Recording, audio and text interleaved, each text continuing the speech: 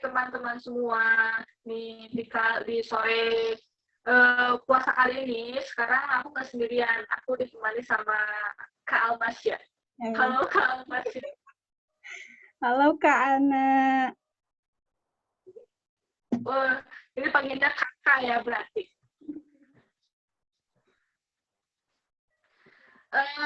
Kak Almasya, gimana nih puasa kali ini, lancar gak? Qadarullah ya, sedang ada halangan jadi tidak puasa. Oh, ya. Ya nanti juga puasa kan? Iya. Teteh ingat gak sih sekarang? Oh, teteh apa kakak nih? Lebih enaknya aja teteh aja lah, sesuai apa bangsa negara sesuai nih Teh Amasya, sekarang ingat gak sih sekarang tuh tanggal berapa gitu? Ingat gak? ya, meskipun tidak ingat juga ya, pasti ingat soalnya banyak sekali orang yang upload gitu tanggal ini tuh hari apa, biasanya diperingati dengan hari apa gitu. Tapi sih kalau nggak ada orang yang post kayaknya lupa.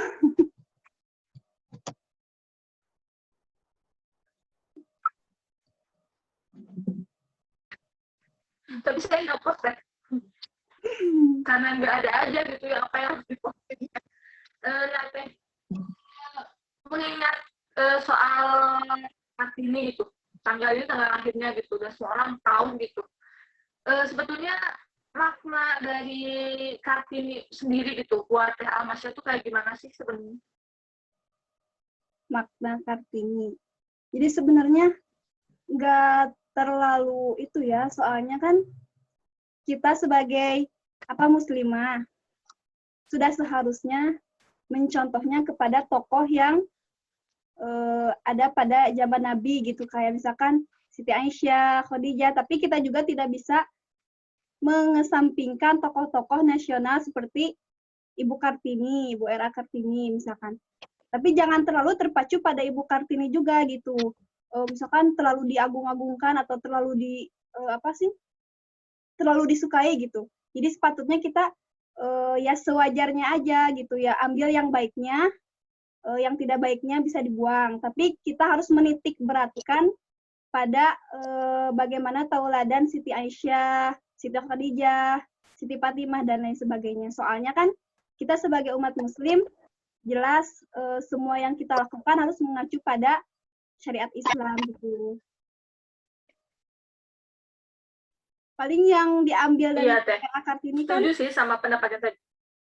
Kayak perjuangan dalam pendidikannya gitu kan, itu lebih ke arah modern lagi kan. Kalau misalkan Siti Aisyah kan belum menggembar-gemborkan soal pendidikan, masih kayak syariat dalam berumah tangga, sepatutnya wanita itu seperti apa. Jadi bisa mengambil semuanya, jadi bisa mencampurkan atau kalau misalkan soal syariat dari Siti Aisyah, pendidikan dari ini gitu, jadi bisa dipadu-padankan agar semuanya jadi sesuai gitu.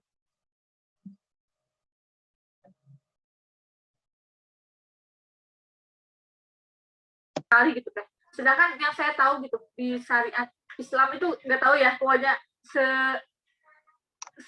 sesuatu aja saya gitu. Kalau sebetulnya menuntut ilmu itu kan wajib ya. Saya kayak gitu. Ya benar gak sih? Apa gimana?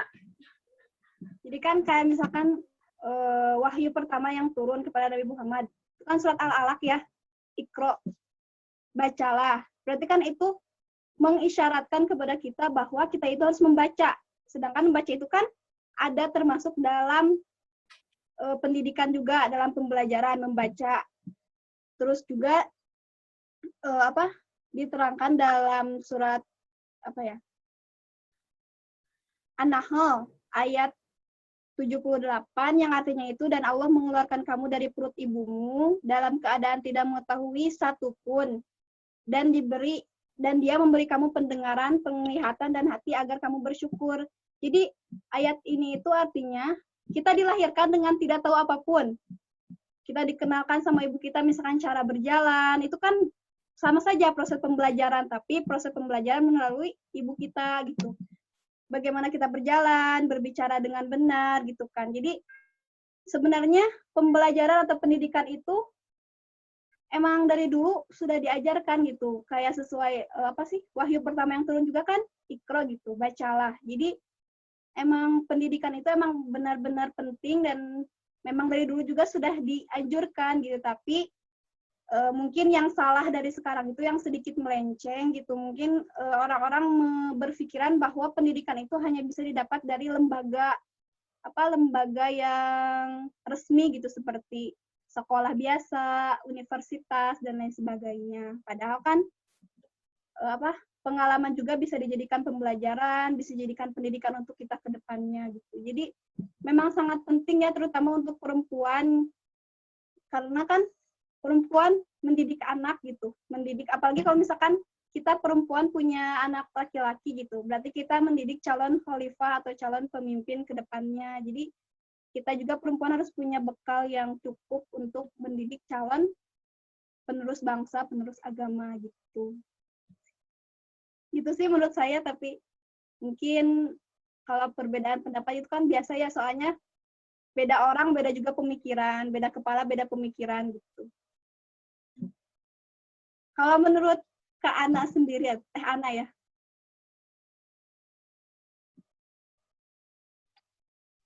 Kalau menurut Ana sendiri gimana?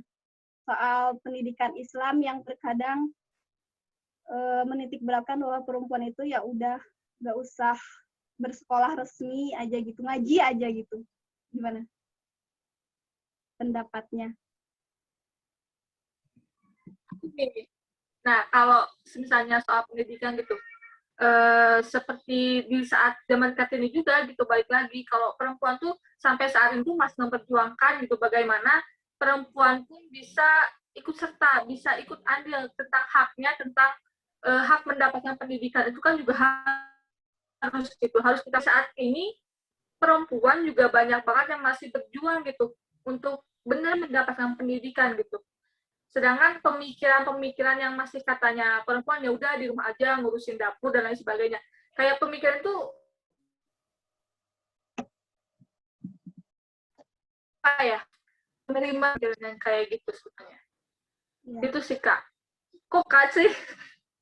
Padahal kan ya ngurus dapur ya juga harus ada ilmunya. Jadi semuanya juga harus ada ilmunya padahal gitu. Gak bisa dilakukan hanya dengan sekedar itu.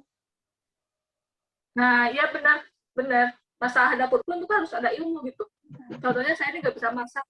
Masa saya mau bikin sebelah ada ilmunya kan? Iya, benar. Acunan dong. Ya gitu. Kalau menurut Kak Almasya gitu ya, seberapa penting sih pendidikan untuk kita gitu? Penting nggak menurut Kak Almasya? Kita perempuan gitu. Khusus untuk perempuan atau umum? Ya, umum aja deh Kak. Umum. Kalau umum sih penting banget ya, apalagi kan laki-laki. Perempuan juga penting sih. Misalkan kita ngebahas diri kita dulu ya, perempuan. Misalkan kita kan, misalkan nih, titik akhirnya itu misalkan menikah. Kan berarti menikah di dalam rumah tangga juga ada ilmunya, adab-adab dalam menikah itu gimana. Terus kan sebelum menikah juga kan kita melalui banyak perjalanan juga. Kita kan harus mengisi semua riwayat hidup kita dengan hal-hal yang berfaedah tentunya. Kan itu kita harus menjalinnya juga dengan ilmu. Gak mungkin kita misalkan dilahirkan, misalkan ke sekolah nih atau sampai sampai SMA aja. Itu kan tapi ya masalah kuliah itu kan kayak takdir yang bisa dirubah ya. Misalkan kita ditakdirkan dari keluarga yang biasa aja, kita misalkan tidak bisa kuliah, tapi kita bisa merubah takdir itu dengan apa? Dengan kita berusaha mencari beasiswa misalkan, atau kita berusaha mengumpulkan uang, atau kita kuliah sambil bekerja, kan itu bisa takdir kita, tapi bisa kita rubah gitu kan. Jadi ada takdir yang bisa dirubah, ada takdir yang tidak bisa dirubah gitu. Kalau masalah pendidikan ini kan bisa dirubah, tergantung kitanya mau atau tidak. Kalau misalkan ada anak yang hanya lulusan SMA, dia sebenarnya bisa meneruskan kuliah dengan beasiswa, soalnya kan misalkan dia diberi kelebihan cerdas misalkan. Tapi keluarganya lebih membutuhkan dia sebagai tulang punggung keluarga. Bahkan itu dia ada di dalam pilihan yang sulit ya. Jadi dia berpikir mungkin ya lebih baik bekerja aja gitu. Yang penting sudah lulus SMA lah, punya bekal untuk bekal yang cukup gitu untuk meneruskan hidup. Tapi itu juga nggak bisa kita salahkan gitu. Soalnya kan nasib orang berbeda-beda, takdir orang berbeda-beda gitu. Mungkin pilihan dia untuk tidak meneruskan gitu. Terus ada juga orang yang emang sengaja tidak mau meneruskan karena pikirannya pendek gitu. Ya sudah udah SMA langsung menikah, udah apalagi perempuan gitu. Sudah SMA menikah. Kita kan apalagi udah misalkan S1, S2 tetap ujung-ujungnya ngurus anak itu apalagi kalau misalkan gak diizinin kerja sama suaminya gitu kan, buat apa kuliah, buang tenaga, buang pikiran, buang-buang uang misalkan gitu. Tapi padahal sekolah itu bukan hanya untuk pekerjaan ya, bukan hanya untuk kita mencari pekerjaan, mencari jabatan atau kedudukan gitu di tengah-tengah masyarakat, tapi pendidikan itu untuk bekal kita hidup gitu. Kalau misalkan semua orang berpikiran kita belajar atau mencari ilmu itu hanya untuk mencari pekerjaan atau mencari uang, apalagi ya nggak akan ada yang sukses dengan ilmunya gitu. Jadi semuanya itu tergantung niat loh. Niat itu menentukan kualitas apa yang akan kita lakukan. Misalkan kita niatnya belajar kan, belajar itu kan termasuk ibadah juga ya. Jadi kalau misalkan kita meninggal saat kita belajar pun insya Allah jihad asalkan kita dalam keadaan muslim gitu. Jadi ketika kita berniat belajar karena Allah, yang pertama karena Allah, yang kedua itu misalkan karena kita emang benar-benar ingin mencari ilmu, insya Allah kita akan mendapat banyak berkah. Jadi ilmunya itu akan benar-benar kepake dalam hidup kita gitu. Berbeda dengan orang yang penting kuliah buat dapetin pekerjaan misalkan, atau buat bisa cari uang, ya dia cuma bisa nyari uang tapi gak bisa ngedapetin keberkahan dalam hidup gitu. Ya banyak juga orang yang kayaknya malu gitu, nggak kuliah itu malu banget, kayaknya harus kuliah, gimana kerja nanti kalau nggak kuliah. Padahal banyak juga orang sukses tanpa kuliah gitu, bahkan mereka jadi bos gitu, mereka menjadi bos dari orang-orang yang kuliah gitu. Banyak juga orang-orang sarjana atau lulusan kuliah yang pengangguran. Jadi semuanya tergantung kita sih, soal seberapa pentingnya, kembali lagi ke diri kita sendiri, bagaimana kita menempatkan pendidikan itu dalam hidup kita. Kalau misalkan kita menempatkannya dalam posisi yang sekian ya nggak penting gitu. Kalau misalkan kita menempatkan pendidikan dalam posisi yang atas, ya berarti kita akan terus mementingkan pendidikan. Jadi tergantung kita gitu, menempatkan pendidikan itu di urutan yang keberapa. Soalnya dalam beragama pun kan kita harus berpendidikan ya, gak mungkin kita hanya bermodal ikhlas karena Allah, kita terus melakukan semuanya tanpa ilmu, kan jadi salah juga. Jadi jatuhnya ke bid'ah gitu kan. Bisa juga kayak misalkan kasus yang baru terjadi gitu, kayak pengeboman, karena itu bukan, ya oke lah mungkin niatnya baik ya, jihad karena Allah, oke lah gak apa-apa. Tapi kan Nabi nggak pernah mencontohkan jalan jihadnya itu dengan cara yang menyakiti orang lain kan gitu maksudnya. Meskipun beliau disakiti, beliau dilempari kotoran, tapi kan beliau tidak pernah menyakiti mereka balik gitu. Jadi terkadang banyak sekali orang yang terburu-buru dalam proses hijrahnya gitu, dalam proses pengenalan Islamnya. Jadi karena terburu-burunya itu, mereka jadi pikirannya itu jadi semua hal yang masuk langsung dilahap mentah-mentah gitu. Jadi langsung diamalkan tanpa dipikir apakah ini sebaiknya gini atau gini atau gini gitu. Jadi pendidikan itu penting dalam semua aspek, dalam beragama, dalam bertutur kata, dalam bernegara, maksudnya dalam berkehidupan sosial juga harus ada ilmunya, dalam kita bersosial dengan keluarga atau berinteraksi dengan keluarga juga harus ada ilmunya, bagaimana adab-adab kita kepada orang tua, kan itu semua kita pelajari dalam ilmu gitu, dalam pendidikan. Gak bisa kita langsung tahu gitu tanpa harus mencari tahu gitu. Jadi penting untuk bekal hidup kita agar semuanya itu teratur gitu, arah sesuai dengan yang sudah ditentukan, sesuai dengan syariat itu tentunya. Jadi gitu Kak. Ya, Kak Almasya, aku setuju banget. Pokoknya aku selalu setuju sama Kak Almasya. Karena Kak Almasya tuh kalau ngomong pasti dia punya dasar gitu. Gak mungkin kalau nggak punya dasar gitu. Karena sebenarnya aku nggak tahu mau ngomong apa gitu. Aku setuju begitu, harus punya dasar. Jangan sampai kayak tadi kata Kak Almasya, jangan sembarangan kita oke nih hijrah tanpa kita nggak tahu dasarnya kita mau ngapain dan apa gitu. Dan segala sesuatu harus lillah kan niatnya, ya nggak sih? Iya, jadi harus membalancekan antara ilmu ilmu tauhid kita dan juga pikiran kita gitu. Pikiran apa sih? Akal kita gitu. Jadi harus akal kita juga harus berjalan gitu, Kak. Kita harus memikirkan semuanya dengan akal juga, dengan ilmu juga, dengan tauhid kita juga gitu, Kak.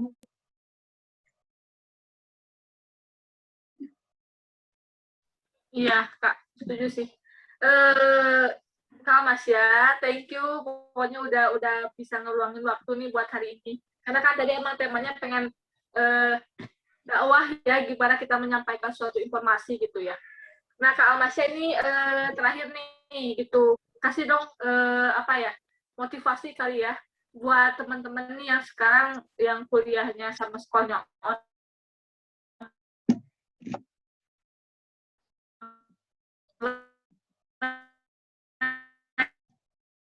Jadi kan emang ya apa sih, seluruh dunia gitu ya merasakan musibah ini, gak cuman Indonesia aja. Jadi kita gak bisa memanjakan diri kita atau mengeluh terlalu berlebih karena seluruh dunia juga merasakan musibah ini gitu, musibah COVID-19 ini. Jadi kalau misalkan mengeluh soal itu kan itu manusiawi ya, kita juga gak bisa terlalu sempurna dalam menghadapi semua keadaan. Kita juga terkadang merasa capek gitu, gak mungkin kita terus ikhlas, pasti ada kadang di mana hari kita itu capek kenapa sih gini, tapi kan itu bisa ditepis ketika kita ingat lagi ke Allah, ketika kita ingat lagi orang-orang yang di bawah kita. Misalkan kita ngelihat orang lain ngerasain kuliah offline misalkan, aku misalkan dari awal semester 1 sampai sekarang belum pernah ngerasain sendiri gitu ya. Kalau dipikir-pikir sedih juga gitu, ironis juga gitu. Kita kenal teman-teman melalui media Zoom, misalkan kita kenal teman-teman melalui media ini, misalkan berpisah juga melalui media ini kan sangat ironis gitu ya. Kita sama sekali belum pernah bertemu tapi udah berpisah gitu. Gimana gitu. Kita gak bisa tahu, apalagi kan yang padat gitu, misalkan kuliahnya kita harus berjam-jam di depan laptop, ini kan banyak lagi semua hal yang jadi kendala kayak sinyal dan lain sebagainya. Tapi di balik itu semua kan kita jadi bisa dekat dengan keluarga, bisa punya banyak waktu luang dengan keluarga, teman-teman dekat gitu. Kita bisa punya banyak waktu luang untuk mendekatkan diri kepada Allah, beribadah, memperbaiki diri kan dengan kita selalu di rumah, banyak waktu luang misalkan kita kan jadi bisa memperbaiki diri kita, berpikir sebenarnya apa sih kurangnya kita, misalkan dari kemarin-kemarin ketika offline, misalkan ketika kita sekolah kuliah offline, apa sih hal-hal yang kita lakukan tetapi itu tidak baik gitu, bisa diperbaiki ketika sekarang kan. Soalnya seseorang itu menjadi dirinya sendiri ketika dia itu sendiri gitu, gak ada siapapun, dia bisa jadi dirinya sendiri ketika dia itu sendiri karena tidak ada siapapun yang melihat gitu. Jadi ya dia bakal jadi diri sendiri ketika dia berbuat dosa pun yang mengetahui dia sendiri gitu. Jadi ketika kita selalu ada di rumah, kita jadi lebih mengenal diri kita sendiri, kita lebih mengenal keluarga kita gitu, kita lebih dekat lagi. Misalkan yang tadinya merantau, sekarang offline, jadi bisa dekat dengan keluarga gitu. Atau yang tadinya banyak kegiatan, misalkan kegiatan berorganisasi di luar, sekarang banyak offline, jadi dekat dengan keluarga, ada di rumah gitu. Jadi banyak hikmahnya. Kalau misalkan rasa bosan atau capek itu kan manusiawi ya, tapi pintar-pintar kita aja gimana kita mengantisipasi itu semua, gimana kita harus lebih kreatif lah gitu. Jadi adanya musibah ini itu harusnya menjadikan kita lebih kreatif gitu. Gimana sih cara menjadikan bosannya kita itu hal yang bermanfaat gitu. jenuhnya kita itu hal yang bermanfaat meskipun melalui media online seperti ini. Gitu. Itu sih menurut saya. Ya, makasih Kak Almasya. Pokoknya jalanin aja gitu ya. Apapun yang sekarang dilalui, jalanin aja. Santai, kalem, jangan terlalu dramatis juga gitu kalau apa-apa. Ambil positifnya. Makasih Kak Almasya udah bisa menyempatkan waktunya. Thank you banget. Saya bisa Zoom bareng sama Kak Almasya. Makasih juga ya Kak Ana. Sudah Ya, menyempatkan Kak. untuk berdiskusi. Iya. Kasih Kak Almasya. Assalamualaikum. Waalaikumsalam.